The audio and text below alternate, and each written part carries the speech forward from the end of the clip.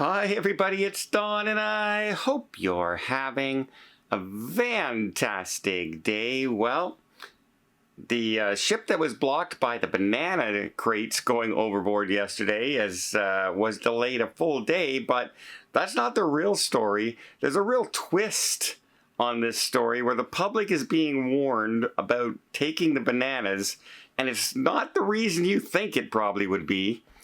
Also, we have Carnival is now heading to try and take over the West Coast.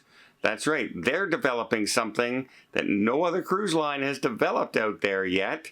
So yeah, they might be the go-to cruise line on the West Coast within the next couple of years. And finally, we have another passenger who is saying, well, you've banned this, you've banned that, and now it's time for you to ban cell phones.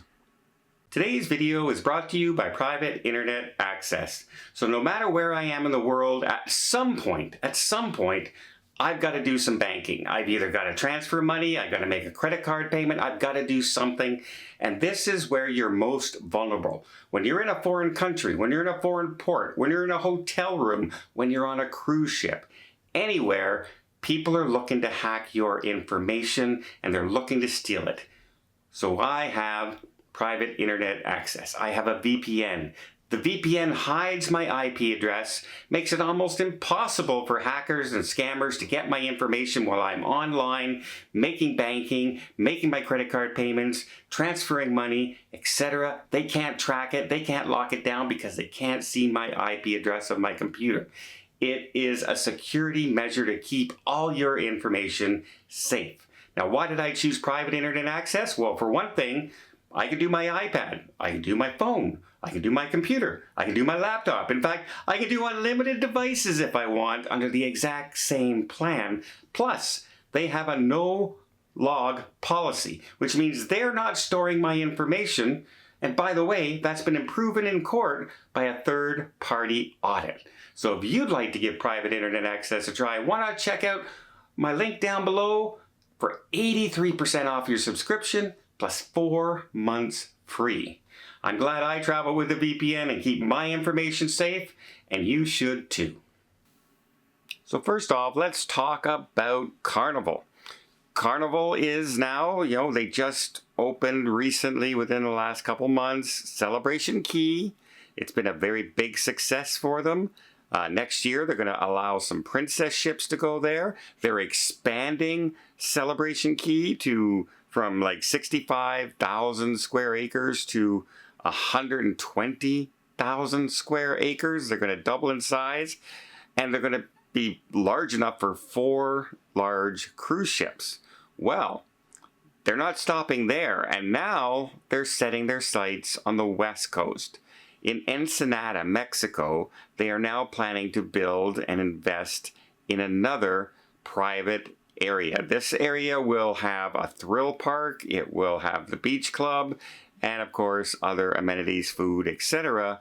And they say the construction for this, no timeline is set for when it's going to open yet, but they say construction should take about 2 years. Now this will be the first of its kind on the West Coast, and so Carnival is looking to be the first one to jump on that side of the ocean. So people sailing out of, up into Cabo, etc. will be, have another destination now and another thing to look forward to when they're heading in that direction.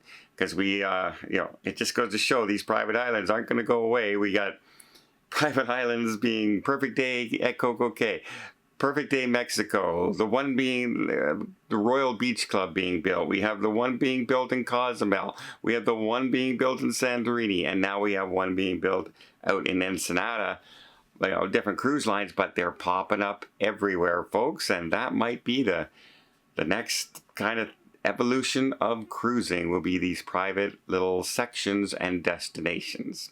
Next, let's talk about the Iona. Now, the Iona was supposed to leave port on Saturday, got delayed a full day, had to leave on Sunday because of the container ship that dropped bananas, mostly bananas, some avocado, some plantains, into the ocean. They lost something 8 containers, like big, large containers.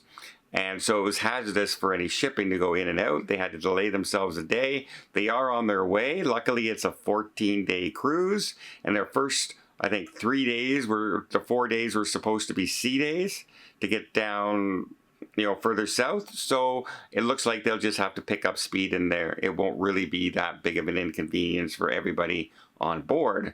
However, the public are now being warned. The public is being warned not to take those bananas that have now started washing up on shore and being collected, and the containers. And the first thought in my mind was, when I read that, is, well, some of them have been soaking in salt water, and of course you may not want to have saltwater bananas, shall we say. However, that's not the reason at all that they're warning people not to do it. It's the Merchants Act, and that is anything found, any discovery like a treasure or a sinking ship or anything like that, has to be reported to the Coast Guard. And that includes containers and, merchandise and stuff like that. That has to be reported within 28 days. And that includes these containers. So, it's not a free-for-all. If you were to open up these containers and steal everything inside, you are actually liable if you don't report that you found this kind of treasure. The fines can range up to almost $3,000 per offense. So, yeah, they're warning people not to go. Now, the Coast Guard has also done a very good job. They cordoned off this section, and they're doing the salvage operation themselves. You can see that they're out trying to get as many of these bananas off there and get rid of the floating containers. Now, the containers that sunk, they say, are not an issue. It's deep enough. It's not going to affect shipping. However, the ones that are still floating, those are the ones that were hazardous. But the good news for the Iona, it's gone. If you're in the UK and you're thinking, hey, free bananas, free avocados, you might want to think twice, because those free may end up costing you $3,000 to go and pick them up. And finally, let's talk about a story where somebody has now said, hey, you know what? You've banned things like the speakers out on the pool deck. You've banned children from certain areas from being rowdy. You're trying to keep things more peaceful.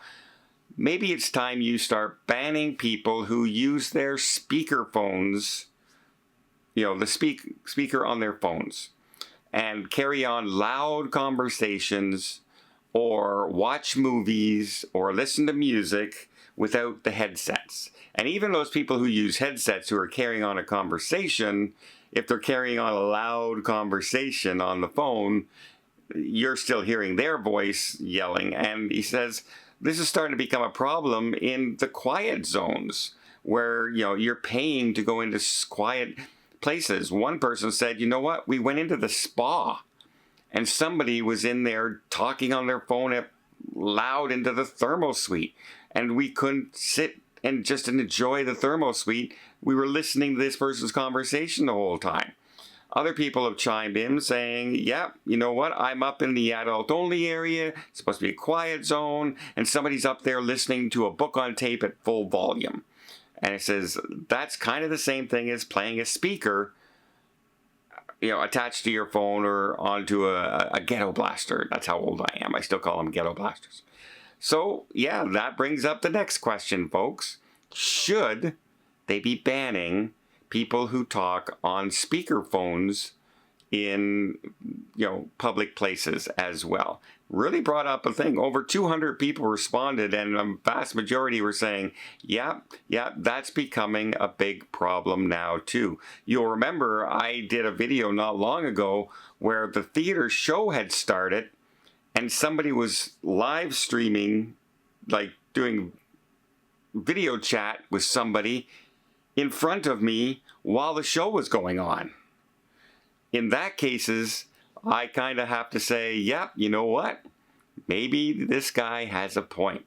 Let me know in the comments down below. What do you think? Do you think, hey, you know what? Some people are very annoying doing that. Or you know what? That's going a little too far to say people can't even make a phone call now to their loved ones in an area. They have to be very careful of where they are.